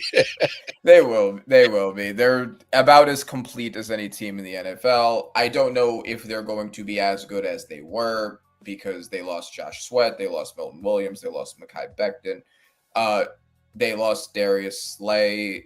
I don't think any of those losses are huge. They had the depth where they can cover for that in most of those cases. But there's something to be concerned. They might not be the complete world beaters they were last year just because of those losses. And I know that I was in the minority here. I didn't love their draft in who they chose to replace it, at least not immediately. And then, there's always the Madden curse. Yeah. Maybe something to look out for. That does kind of play into my predictions a little bit. But, yeah, I mean, they're going to be first, though. It's what it is. Fuck them. Washington. Washington, I expect to be second. Same deal. Jaden Daniels is probably the best quarterback in that division. I think he's probably better than Hurts, although he only has the 1-year sample size to show. Ooh, you talking a lot of smack right there, bro. Look at both of them. Jalen Hurts had the fucking Avengers help him get to the Super Bowl, and he also had the lowest passing attempts of any starting quarterback in the NFL. All right. So go by based off of what you said. Let's throw some context in there. You just said it. He got a juggernaut of a team. When you are that good of a team, you shouldn't have to ask your quarterback to do nothing. especially even if his name was Jalen Hurts, Josh Allen, Patrick Mahomes, Lamar Jackson. If you put them on that Eagles roster, I shouldn't have to ask you to do much. But it wasn't just the lack of attempts. It was also, if you look at a lot of those games, he wasn't very good in those games. He wasn't very good in the regular season individually. He wasn't very good in the playoffs until the Super Bowl. He was okay in I mean, he was pretty good in the NFC Championship game too. Those two games were probably his best games. And outside of that, he was just kind of mid. Like, meanwhile, Jaden Daniels, with just basically Terry McLaurin and then a bunch of early bird special members, managed to get to the NFC Championship game. Okay. I feel you, Randy. So if you're putting it in that context, when you're saying based off of just this 1 year sample, you're saying I hear what you're saying, that Jaden Daniels went 12-5 with what he went with and what he had, and Jalen Hurts went 13-4. Yeah, with what he had. I hear you. If that's what you're saying, based off of just last year in that 1 year sample, you can make that argument, and I hear it. Yeah. It's just that I'm still, even if you put Jaden Daniels on that team, I still think you don't ask him to do what he did in Washington if he was on that Philly team. I just think in that position, when you got the best running back in the league, all right, you got a top 10 receiver in AJ Brown, you got a top 20 receiver in Devontae Smith, all right. Dallas Goedert still, for me, hasn't fully matured all the way as the tight end that I thought he could be. Maybe that's just my expectations in him. I would still say he's a top 10. Solid. He's a top 10 tight end. He's damn sure is a solid tight end. All right. He's no slouch. All right. Then you can just put the defense as a whole when you got a top 5 defense. Okay. So I'm just saying, like, if we swap them, I don't know if they're at least top 3 in every single position group outside of quarterback. They have a top 3 running back. You know, whatever you think of Saquon Barkley year to year, he had the best season last year of any running back. Oh, he had numbers last year. He was top 3 weapons core, all of them included, the best O-line, and I think they were the number 1 or number 2 defense, maybe behind just the Chargers. So yeah, I mean, like, and when you say, like, you wouldn't ask Jaden Daniels to do a lot, like, okay, but we have proof that he can if you do need him to. We do not have proof that Jalen Hurts is capable of carrying a team. Remember the year before? That's when they had the second worst defense in the NFL? The entire team collapsed. He wasn't able to carry them. So yeah, I think and like they're gonna be like, oh well, his finger hurt, whatever. But like, he didn't play well. Like, he just didn't. Once the defense went down, he did too. But it's the same thing with Brock Purdy. When the system went around him went down, so did he. Fair comp. Yeah. And here's one thing that I really just thought about, and I don't think it's not a slight to Jalen Hurts. It's just that for us as football fans, between his time at Alabama and his time at Philly, he's been surrounded by the best. It's kind of hard to, and yes, so here's my thing. You still have to quarterback it, and I understand that. And so he is, and he's winning, and he's been in the Super Bowl. I would probably still put him as a top 5 quarterback in the league right now. That's just me. But I do understand your argument. Because if you're talking about in totality of Jalen Hurts, you've been surrounded by the cream of the crop, and have you made plays? Yes, but there's been times if we're being consistent with what you're saying, Randy. I'm just saying, as a sports fan, I've seen the Alabama Crimson Tide and the Philadelphia Eagles probably win despite of Jalen's performance. Yes, exactly. He wins more in the games he doesn't play well in than any other quarterback in the NFL. And I agree with that. It's give me more, Jaden Daniels. Because I think it's in there, and I think that's something that can be consistent. I love the way that he had a very killer mentality, as if he seems real mature, and I get it. He did come out the draft at 25, years old. So that does put him 24, 25 years old. So that does put him at a slight maturity advantage for most quarterbacks. But yes, very cool under pressure. Yes. He was a quarterback who did need it. The offensive line has got improvements in this offseason, but last year it was like I think below average, and it didn't bother him. Like he was able to work behind it. He was able to work without a good defense. The defense was comfortably bottom half. Yeah. And he was able to make that work. And so, yeah, I mean, like we've seen him do that. Now, could he regress? I mean, when we look at my projections, my predictions, I don't think he's going to have the same season he had last year. I think the team as a whole is a regression candidate. I think he's still going to play great. I'm not worried that he's going to all of a sudden become a worse quarterback. But he's unlike Jalen Hurts. He has shown he can carry a team. Like take Jalen Hurts and Jaden Daniels and swap them. What do the Commanders look like? They probably fighting for a wild card at best. At best. But maybe even worse than that. If we just plug and play the regular season performance, Hurts makes the playoffs. I got you. I got you. That's why I'm not really refuting your take. I'm just saying for right now, give me a little bit more Jaden Daniels before I can take you over Jalen Hurts, because Jalen Hurts has proven to me, at least to me, that he can play in big games, and he played well in both Super Bowls, one to loss, one to win, and he'll at least be in the conversation to play in the big games. I know that for sure. Also, I know you didn't say this, so I'm not accusing you of saying this, but the narrative that Jalen Hurts outplayed Patrick Mahomes in both Super Bowls, no, he didn't. He outplayed him in this one because Patrick Mahomes didn't have a left tackle. I don't think that he outplayed him the last time. It was relatively close, and he had that horrible fumble, that unforced fumble. And it should have been two if we're really talking. Yeah, like, been two defensive touchdowns for Nick Bolton, but we're not having that or rehash that anyway because we won anyway. But I'm just saying. Yeah.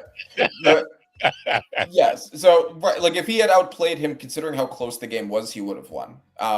It's funny you say that because a lot of Chiefs fans get mad at me because I'm like, him and Patrick were going back and forth. He hung in there, and I think the knock that I did have on him was because he should have had two turnovers. Or no, I'm sorry. It should have been two defensive touchdowns. One would have been his fault, which was the actual fumble that got returned. So that was his fault. I can't overlook. Yeah, you had a good performance, but you gave the other team points. Yes, exactly. You know what I'm saying? I can't look past that. You gave the other team points. Yeah, I don't think that he had a horrible performance just because of that play, but I think that's enough to say he did not comfortably outplay Patrick Mahomes. The game was close enough that the better quarterback won. Well, put it this, I need to look up the final score because I think the Chiefs won by a field goal. Those 7 points that you gave up mattered, or the 6 points you gave up mattered. Yeah, exactly. The outcome, and I can't overlook that. I'm sorry. Yes. So, say what you want. I mean, that's just me. I mean, I agree. It mattered. It mattered too much at the final score of those 6 points. So, yes. Now, okay. So NFC. So yeah, Commanders. They're probably going to be second. I think they have in my opinion, the best quarterback in the division. Although Jaden Daniels does need to prove it again. Now the teams have film on him in the Cliff Kingsbury offense. You know, all of that. I've said that before. Yeah. But it's just because unfortunately, my Giants, and the Cowboys haven't proved that they can be better than them. So by default, the Commanders have to be second, and because of the quarterback. Okay. So let's talk about this. I'm glad we have this. I got it up for you. Yeah. My Giants, I think, are going third. We have the best defensive line in the NFL. I think that we could have one of the better total defenses in the NFL. Now that we have Paulson Adebo back there, we have Javon Holland back there, Andrew Phillips and Tyler Nubin both look great as rookies last year, and now they can be CB2 and safety 2 respectively. So the defense is going to be monsters, and I think that's going to be enough for the Giants to win. If Russell can just be okay, if he could just be average, they can win against some of the weaker teams on our schedule just from that. And I think that Russell can play average. I think he can play okay, especially with a guy like Malik Neighbors to throw to. Tyrone Tracy, is no slouch. He can be good run support for him. Yeah. He's got to clean up his fumbles, but in the offseason, if they've been working on that, he can be really good run support for Russ. I still have a lot of questions about the O-line, but people do forget that up until week, I think it was like 11, maybe week 13, give or take, whenever Andrew Thomas got hurt. Yeah. The O-line was like, okay. It was probably the best offensive line performance I've seen as a Giants fan for those first half of those weeks, while Andrew Thomas and Jermaine Illuminor were the bookends for it. It wasn't good, but it was good enough that Daniel Jones, if we remember, Daniel Jones actually looked pretty solid for a handful of those games because the O-line was covering him. He put 3 touchdowns against the Commanders in week 2. And Russ is definitely a better quarterback than Daniel Jones. So if you get that, with that defense being as monstrous as they are and nobody being able to get the ball up because everyone's rushing the passer, because Dexter Lawrence, Abdul Carter, Brian Burns, and Kayvon Thibodeau and Darius Alexander are just eating the other team alive. If Russ is just able to be average, we're gonna beat some of the weaker teams at least. So I have Giants going 6-11 here. Cowboys, the Cowboys suck. I was waiting for this. Cowboys, I think that with that new head coach, Dak Prescott coming off of a pretty brutal injury and behind a very suspect offensive line that they have not been able to figure out, plus a defense that was horrible last year and lost DeMarcus Lawrence on top of it. Although, I mean, he wasn't great, but it's one piece now missing to an already problematic defense. I think they end up being one of those, it just beats the bad teams, but loses to the good teams, and they don't have a lot of bad teams they're playing this season. The Giants have the toughest schedule, but the Cowboys do have a pretty tough schedule in their own right. Yeah. So that's wild. Yeah, 3-13-1. You see, I have them tying with the Packers. They're the only tie that I have on this because I couldn't decide who I thought was going to win that one. So that's crazy. Cut it down the middle. Man, I look. Point out whatever you think's the craziest. I can defend it. No. I think Philly definitely has his division. I think you got the 1 and 2 right in the East, right? I 100% agree with you that I think your front 7 on defense is going to keep y'all in a lot of football games. Yeah, and don't forget the linebackers. I'm glad you said front 7. Bobby Okereke and Micah McFadden, one of the better linebacker duos on. Your front 7's scary, right? Your front 7 is going to keep y'all in a lot of football games. Mm-hmm. I'm just looking for where the hell you're gonna get the offense outside of Malik Neighbors. That's the only thing I'm worried about. Is when you're gonna get it. Somebody has to provide it. Yeah, I think that Tyrone Tracy, Darius Slayton, and Wan'Dale Robinson are not horrible supporting cast from Malik Neighbors. Not to the point where I would say that I believe strongly in this offense or anything. But yeah, but come on, I'm leaving the rest of y'all on the 1-on-1. I'm not worried about y'all. Now, Neighbors, I got to double him. I got to bracket him. But the rest of y'all, I got my corners. I get it. I get it. I'm saying, like, as a wide receiver 2 and 3, Darius Slade and Wan'Dale Robinson aren't a horrible wide receiver 2 and 3, but they're not a wide receiver 2 and 3 that I strongly believe in. I agree with that. Having Malik Neighbors' gravity on the defenders does open them up, and I think that is something that can help the offense. Russ, unlike Daniel Jones, is a great deep ball thrower, so we could get some more explosive plays out of Malik Neighbors because of that. Just some big splash plays downfield. I don't think the offense is going to be good. I don't believe in the offense, but I think the offense has the potential against weaker teams to be about average, and the defense can win the game. Hey, so I mean, I don't hate it. I'm just, because anytime you can shit on the Cowboys, I'm all for it. So, yeah, I just, I was just curious on how you really, because I just felt about you, Josh. Because I'm just like, yeah, they're gonna have some days where Lady Luck is gonna be singing, or wearing blue and red. So that's all. Yep. That defense is really going to keep y'all in some games. Is going to have to be coming down to that offense, and right. I need to physically see that there's life on that offensive side before I can fully jump into that prediction with you. I mean, 6-11 is not asking a lot. Like, no, it's not. It's not at all. But yeah, like a 6-11 is still a below average team. Can we be a below average team that wins some games? Yeah, I think we can be. With that defense, y'all be scrappy. You're going to be a scrappy as hell team for sure. And I will say this is Dave Bowles make it or break it here.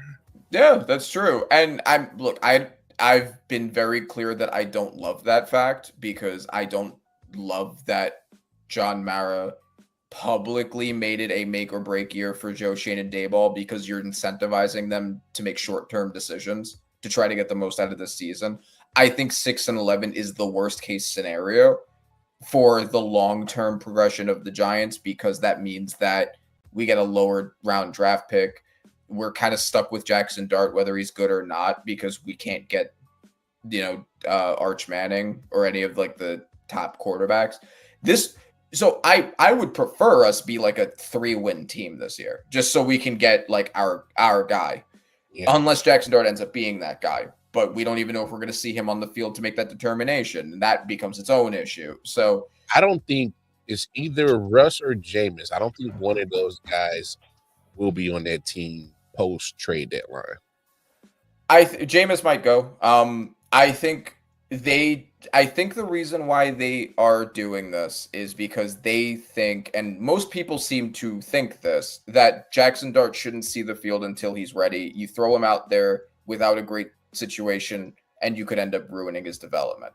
Yeah. And I can understand that, but I do think that you have to, if you expect to have a high round draft pick into a draft class that everybody has said is the much better quarterback class than the one we just had, where it was Cam Ward as the clear only obvious starter, Shedeur Sanders the second most talented, but with question marks on his ability to be on a team or whatever, and then a bunch of backups, including Jackson Dart, was the primary narrative.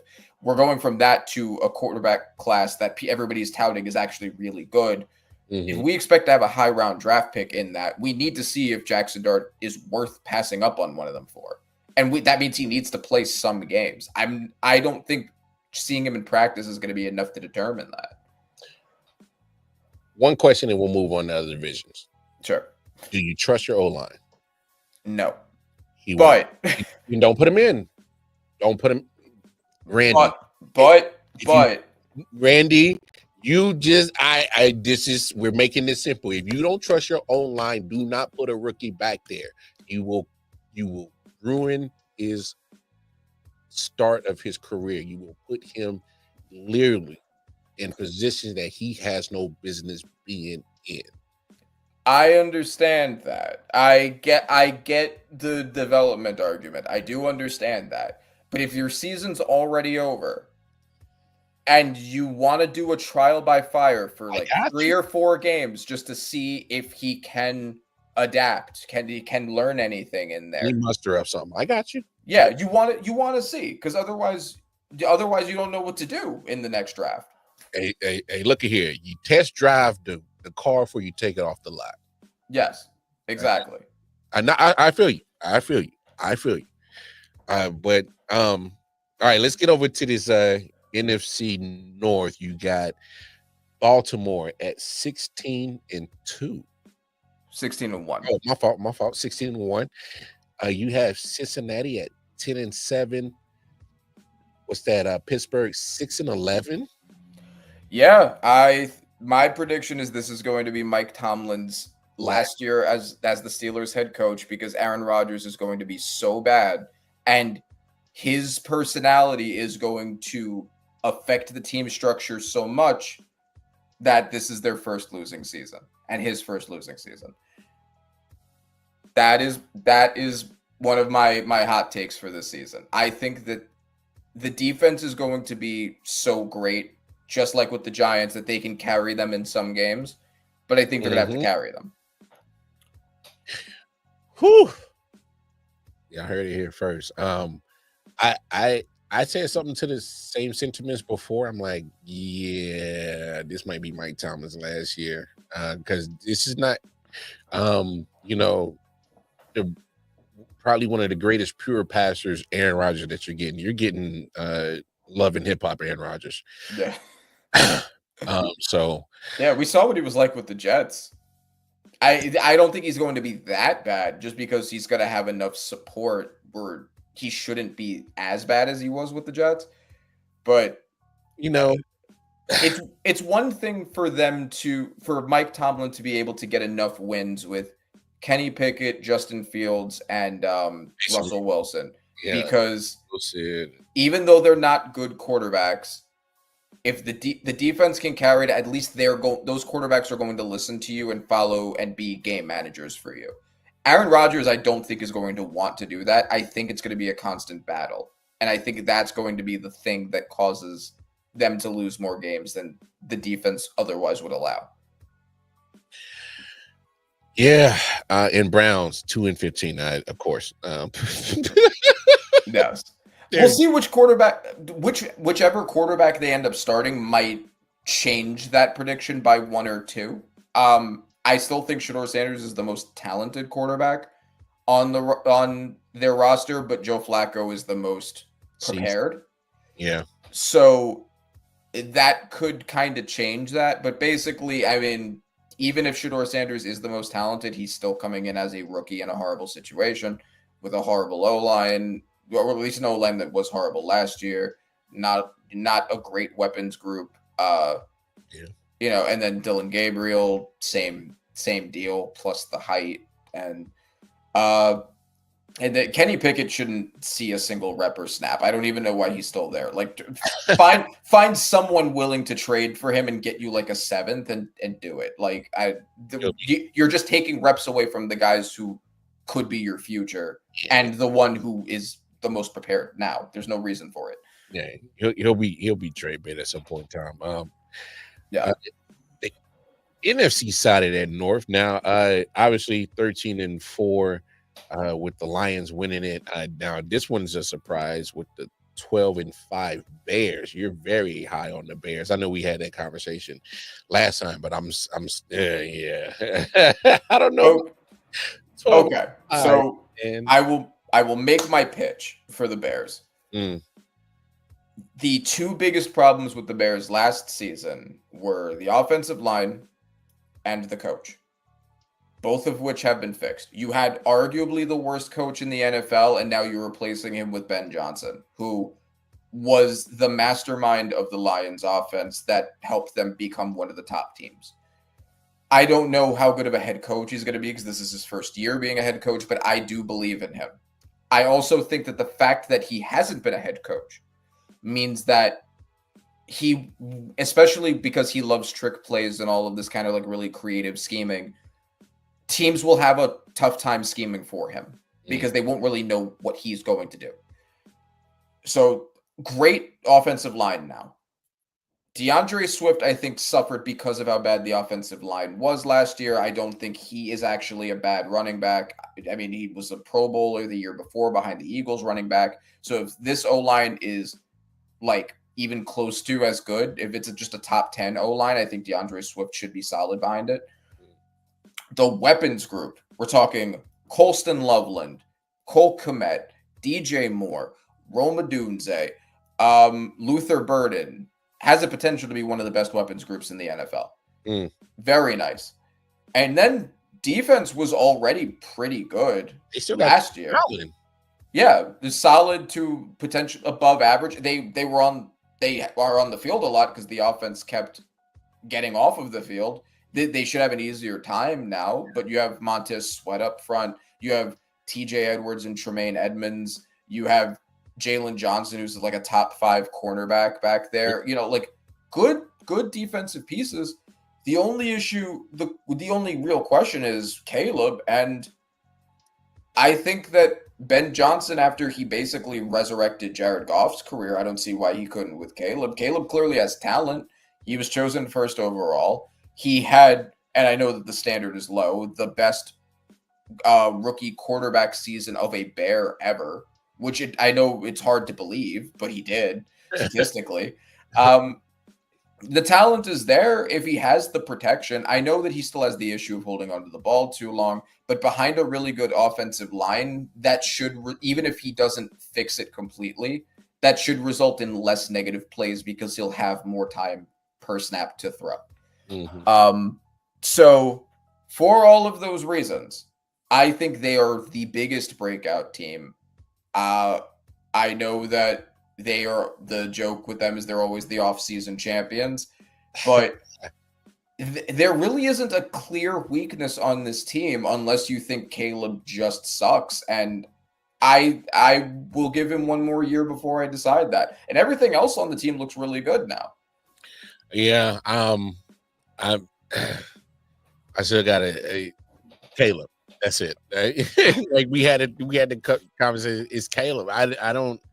I'm not sold on that, and you couple that with just with Ben Johnson already being in the division. I think other defensive coordinators are not scared of him anymore because they've seen enough of his coaching style in that division. So I think that should play a factor as well. So I don't know if they'll have the success in the division.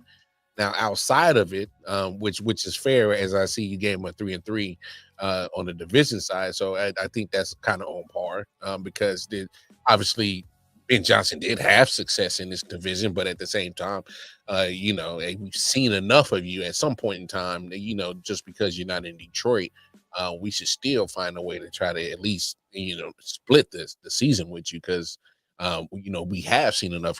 We're comfortable or familiar with you. So I think that makes sense why you gave him that 3-3 on that division record for sure. But Caleb, that's it.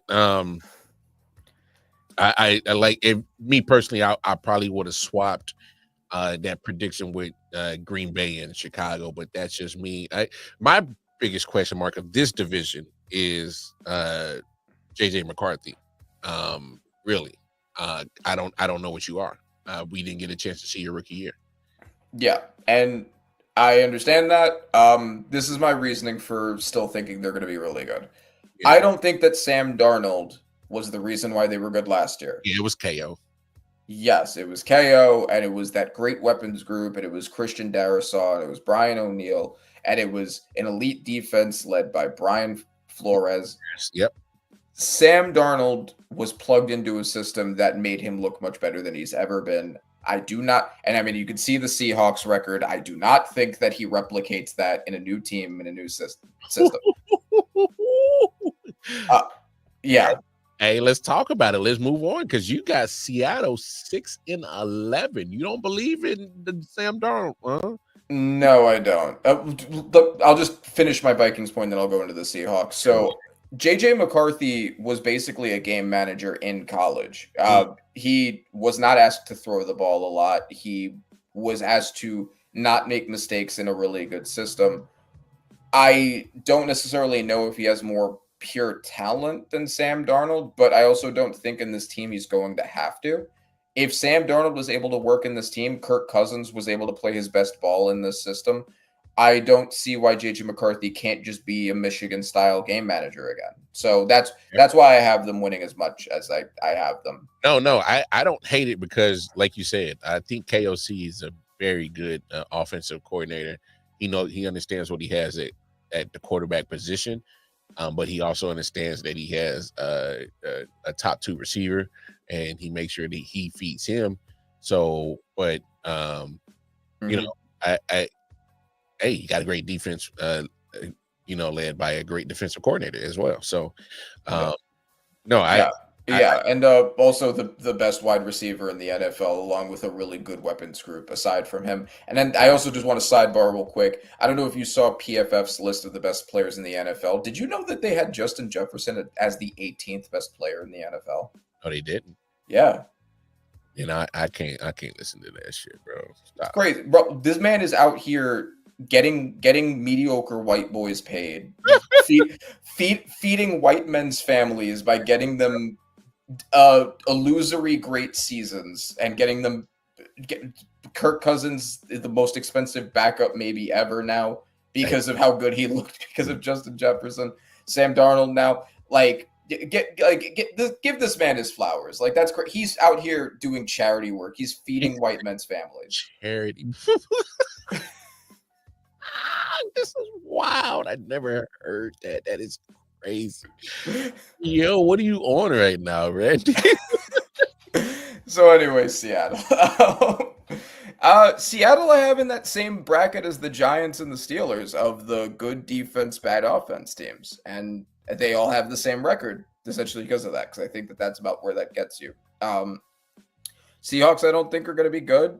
I don't believe in Sam Darnold. And on top of that, you're putting Sam Darnold behind what has been one of the worst offensive lines in the NFL. I loved the Gray Zabel pick, but he is a rookie that you're essentially expecting on his own to fix the offensive line. So I have questions about that. He is an especially pressure susceptible quarterback. We saw what happened when the interior O-line of the Vikings fell apart. He also fell apart completely. So this offensive line has not proven to me that it can protect Sam Darnold, and they're going to need to get anything out of him. Also, Sam Darnold's one only year of being an NFL quarterback was with, again, Justin Jefferson, Jordan Addison, TJ Hawkins, and Aaron Jones. And you have a weapons core that is not as good, but comparable to that. And then you bring Sam Darnold in, and then you also blow up that weapons group. Stupid. Like, it's just stupid. Like, Cooper Kupp's probably going to play like fucking 7 games. And then after that, you just have JSN, who JSN's really good. I don't think he can be the only weapon of that caliber for a quarterback like Sam Darnold to work. You can't stay on the field. Yeah, right, exactly. Was it Noah? Yeah, Noah Fant is released him. Yeah. So not a lot there to give me promise, but they do have a really good defense, and I think that alone will keep them in some games they probably otherwise don't have any business being in. Fair. Other than that, in that NFC West, I agree with just about everything you got. Just for the viewers who, if you can't see it, he has San Francisco 9-8, Arizona 9-8. I can agree with both of those. Both going to be scrappy teams. I'm starting to. I don't know what's going on with San Francisco as a franchise. It's just. I don't. San Francisco's tricky. Yeah. San Francisco is tricky because the offensive pieces outside of Debo are still there, and Debo was already declining anyway. But I mean, they lost so much on that defense. I don't think they're going to be world beaters, but they do have the easiest schedule this year. They have a division that's not horrible for them. If the offense is what they've been the past couple of years, then yeah, 9-8 is I think about fair with the schedule they have. And then they got Robert Saleh, who might get something out of the rookies on the defense, but again, it's a lot of rookies replacing the stars they did have. So for me, I'm not actually worried about their defense. I'm worried about the durability of their pieces on offense. Okay. Obviously you move off of Debo, but you look at Christian McCaffrey, he's been healthy, and then all of a sudden he gets on the cover of Madden last year, and then he reverts back to old CMC, where you're like, damn, like, is he even gonna be, are we gonna get back that old CMC that made the Madden cover? So I'm worried about that. We can't sleep on, I love George Kittle, but he's getting up there in age, and he also has had some nicks every now and then where he'll miss maybe 2-3 games a season. Mm-hmm. Yeah, we've seen what happens with Brock Purdy and that's exactly my biggest point. At least 2 of those star players on the offense go. That could always happen. Trent Williams, I love Trent Williams. The standard at left tackle. He's getting older. He missed a couple of games last year, and guess what happened? You saw what happened. What you got. Yep. I get it. Jalen Moore, who's now here in Kansas City, trying to find a spot. He did okay, but that's a big drop off from him to Trent Williams. So Trent Williams, as it is, even when he was on the field, I mean, he was still good, but he wasn't what we expect out of Trent Williams. And he's getting older. He's like, what, 36? Yeah, especially after also losing Aaron Banks. Like, you kind of need him to be that Trent Williams, and I don't think he is that Trent Williams anymore. He's still very good, but he's not the guy. He's not the best tackle in the NFL anymore. So just for me, I really don't know what's up with the. And yeah, of course, a CMC injury or a Kittle injury or a Trent Williams injury can absolutely drop that number, right? These are kind of me just assuming everybody's healthy. Oh yeah, of course. Unless I have a reason to assume they won't be. I'm just saying, just in the aspect of that, the San Francisco 49ers have always, especially with Brock Purdy, behind the, being the quarterback, if he is missing pieces, he's just not the same. Right? Yep. So do you think do you think less than 9 games? No, I think that's on par, right? Okay. Because they won about the same, almost about the same record last year. So, and they missed the playoffs. So, and I think for me, I agree with the Arizona, because I think they're just a scrappy team. They're just sometimes they're void of consistency and experience. And the consistency part is, I'm mainly talking about you, Kyler Murray, is he starts off hot, and then he's consistent at doing this, is starting off hot and then fading. Yep, exactly. So yeah, Kyler's always a question mark. Yeah. They added a lot on that defense though, and that's why I have them with a winning record, because they won 8 games last year with not a very good defense. Yeah. So at the very least, the minimum. Yeah. Yeah, exactly. You got Josh Sweat now. I like Walter Nolan out of the draft. They got Will Johnson also out of the draft. I think this defense should look a lot better. The offense already has a lot of potential. Yeah. It just depends on Kyler. No, for real. As you go over to let's head over to the AFC East, as you got Buffalo going 16-1, Dolphins 7-10, Patriots 5-12, Jets 4-13.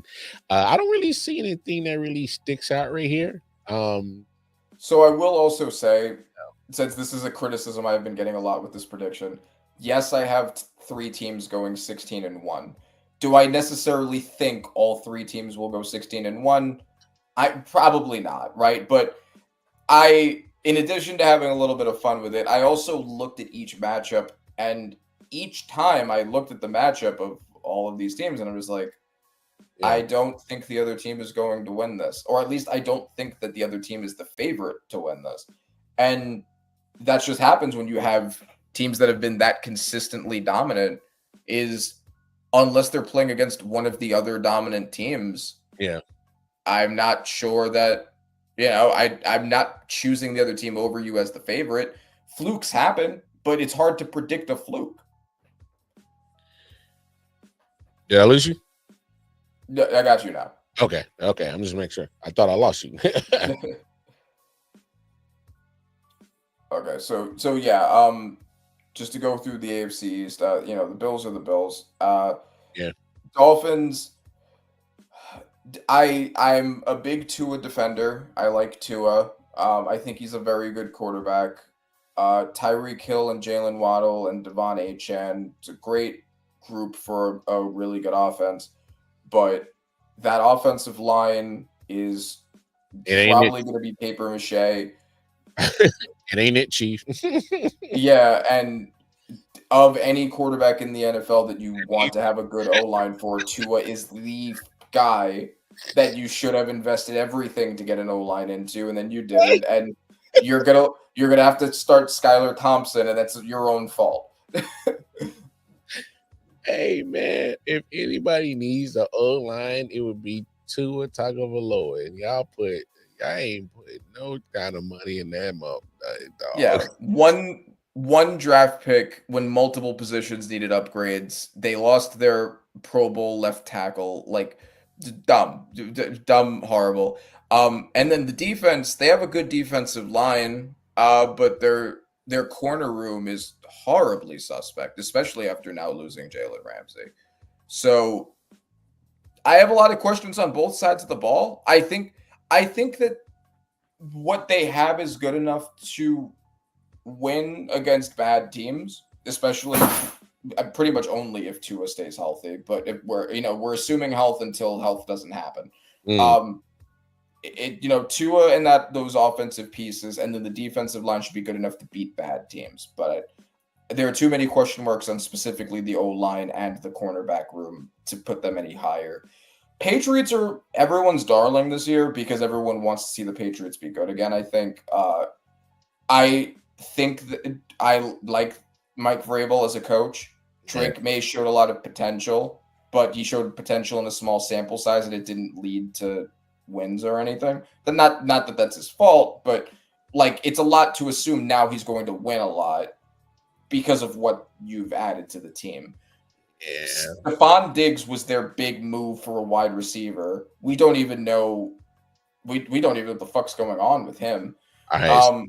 You want to know a little secret real quick about the Patriots? Yeah. They let their best weapon walk out the door to Kansas City, Tyquan Thornton. Pay attention to his name. Tyquan Thornton is going to be a sleeper of a watch how Andy Reid uses him this year, and he's gonna start making buzz around the NFL. People are like, y'all let the Chiefs get another one. Just watch. I'm letting you know right now, Tyquan Thornton is going to make a lot of people mad that he got literally walked out the door from New England and just walked straight into Arrowhead. Watch. I'm letting you know right now. Okay. All right, I'm gonna look out for that for sure. But yeah, I mean, I think this is gonna be a multi-year project before they become a good team. I think too many people are already ready to be like, okay, they're a playoff team now because they got Mike Vrabel, they got a couple of defensive pieces, they got Stephon Diggs, as if that means anything in 2025. Like, yeah, like they're gonna be better than they were. I mean, I do have them having one more win, but it's a multi-year project. I don't think this is the year for that. And then the Jets are the Jets. And also they have Justin Fields with 9 toes. Mike Vrabel is going to be shipping Stephon Diggs by the trade deadline. Yeah, exactly. And then who's the next guy? Like Kyle Williams. Maybe Kyle Williams will be good. I don't know if he's going to be wide receiver 1 immediately. Yeah. The tackle duo they have is a rookie and Morgan Moses, and it might be solid, but the interior still looks really suspect. And I don't think they've done nearly enough to fix the team to the point where people should be betting on them as much as they are. All right, so I'm gonna save the AFC for last because I saw something that I'm like, yo, that's wow. wild, and you know what the hell I'm talking about. But we'll talk about Uh-huh. that in a second. NFC South. All right, I did. Now that 0-17 is damn sure might be on par. The Saints ain't gonna be worth a damn. All right, Mhm. they ain't gonna be worth a damn. Maybe I got more faith in Bryce Young than you do, and I definitely probably do, based off of the 2-15 you gave the Panthers. Ironically, only beating the Saints twice to get those 2 wins. The Saints giving them their only 2 wins. That's crazy. Okay, so I don't think the Panthers are gonna be like a 9 or 10 win season, but I definitely think they got a little bit more scrappiness and talent than to be a 2-win team. Okay, so what I'll just say for them is Bryce Young showed some flashes, He but did. it's some flashes relative to being the worst quarterback in the NFL. I thought that he showed reason to believe that he could be solid in some games, particularly against bad teams, because we do have to remember a lot of the teams that he looked good against weren't good teams. I don't know how predictable how much of a recipe for consistency that is. And also, although I like Teteroa McMillan and Xavier Leggett and Coker, like they have what has the potential to be like a solid receiving core, and then Chuba Hubbard is probably their best offensive player. Or yeah, maybe Robert Hunt, whatever. But like the Not the right guard is their best offensive. there is a potential that it's Robert Hunt or Chuba Hubbard, which is, I mean, that that kind of says what we're talking about on offense right now. Shut the fuck up, Randy. This man clearly just said on camera that your right guard is your best offensive player. He might be. He might be. That's the fucking disrespect you get on this show is crazy. That is wow. If it makes Panthers fans feel a little better, I'm guessing Teteroa McMillan will probably be the best offensive player on the team. But he's a rookie. He's unproven. That's absolutely hilarious. Okay, so Yes. besides that good laugh right there, now Yes. So there not a lot on offense, and even if Bryce Young is good, they had the worst defense in the NFL on top of it. And they got a second and a third round edge rusher and a defensive tackle later as rookies to be the fix to that. It's a lot to expect of rookies to fix the worst defense in the NFL. I also don't even like Nick Scorton. I don't necessarily believe that he's going to be that guy, and he was their highest drafted defensive player. Nothing looks good here. Like, Teteroa McMillan will probably be good.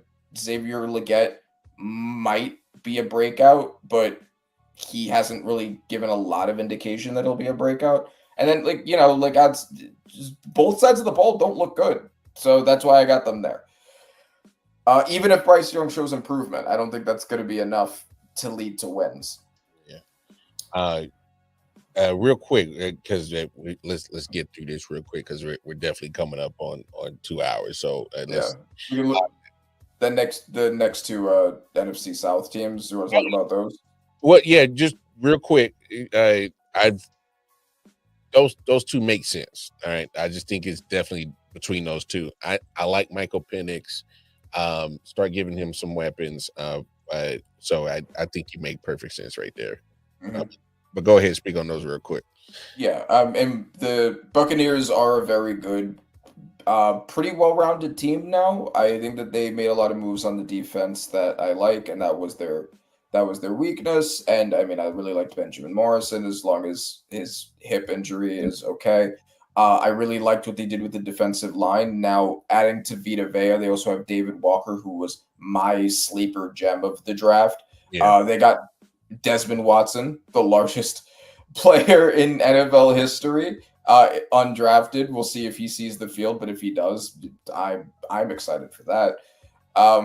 they also got what was his name? Elijah Roberts, who I really liked in the draft too. So they got some pieces on the defensive line that'll be nice. I mean, they have arguably the best weapons group in the NFL. Baker Mayfield has been playing like a top 10, fringe top 10-ish quarterback. So no concerns there. And then the Falcons, I've been saying that the Falcons were one piece away from being a good team. And, assuming Michael Penix ends up being good, I obviously think he will be. Great receiving group, great running back, great O-line, great secondary, which they've even added to with Xavier Watts next to Jesse Bates, which that could be a top 5 safety duo right there. It was just the pass rush. The defensive line, specifically the pass rush, was Duke. And they invested 2 first-round picks, both of which that I like a lot. So if you end up getting something out of one of them, plus Leonard Floyd also, and also the rookies and the defensive line they got last year, if they have at least a good defensive line, not even a great one, just a good one, you have a pretty complete team here. And a really easy, but free 4 wins between the Panthers and the Saints. Word. Final division. All right. So it was that 0-17. You really think the Colts going to go 0-17? So their quarterback battle is between Anthony Richardson and Daniel Jones. So they could. Oh, that's and just the other division, other teams in the division, 4-13 Jaguars. I don't hate that because I'm not big on Trevor Lawrence. I'm matter of fact, I'm out on the Trevor Lawrence sweepstakes. I've been out on it a couple of years. And I've been trying to get people. Matter of fact, I think I might have turned you. No, I turned a lot of people. I was one of the ones heading the charge. I was heading that charge in the one good season he did have. He just turns the ball over way too much for me. I just can't do it.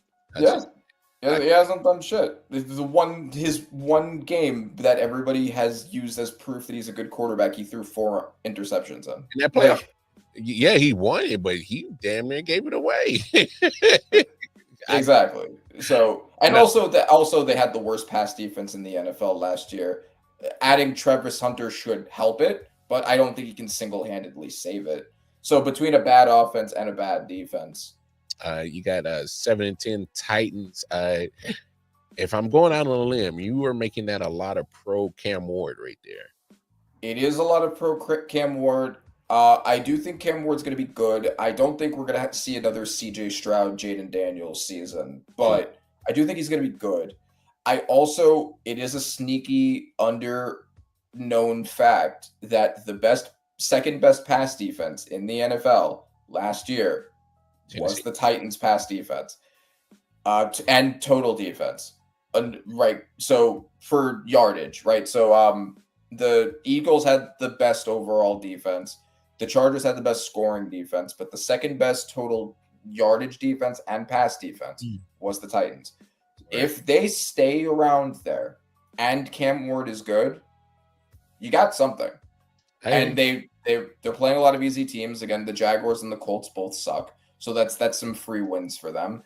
Yeah. They have an easy enough schedule. They could beat on some bad teams if Cam Ward looks good, and I think he will. I feel that. 11-6 Texans. Obviously, they improved on 2 back-to-back 9-7 seasons. So that's fair. You're battle tested, so I understand that. And right, like between how easy the division is, that possibly what will probably be one of the best defenses in the NFL. CJ Stroud still being great, a great receiving group. Joe Mixon played great last year. It's just the O-line. If they can fix that O-line, that number could be even higher. But the teams that have comparable quarterbacks but really good defensive lines, I couldn't put them over because that O-line I don't believe in. I got you. But no, we'll save your other prediction for next Tuesday. Sure. But hey, appreciate the always the work that you put in. Love what you do. Always gracious of it. But hey, we're gonna get out of here. I'm tired as hell and I'm high as hell, so my munchies definitely just kicked in. So we out of here. We'll holler at y'all tomorrow. I will for sure holler at y'all tomorrow. Y'all know this. Peace and love. Peace. Yeah. I'll let y'all. Yeah. Silent Hill TDS, what's up? Yeah, come on. I.O.W. Sports Network, late night edition. Let's go. Come on. We about to raise the bar. Wild card mark. Everybody grab a seat, cause you know we about to spark. Late night sports talk. Modelo, let's go. Man, you don't wanna start. Wild card mark.